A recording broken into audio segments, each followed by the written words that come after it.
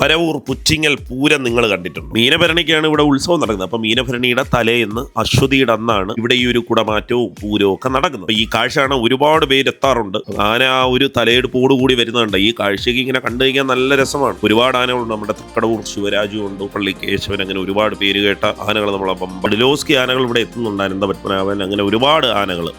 ഈ ആനകളെല്ലാം കാണാനായിട്ട് ആനപ്രേമികൾ ഇവിടെ കാത്തിരിപ്പുണ്ടായിരുന്നു. ഒരു പൂരമാണ് നമ്മുടെ പുറ്റിങ്ങൽ മീനഭരണിയുടെ ഈ ഒരു.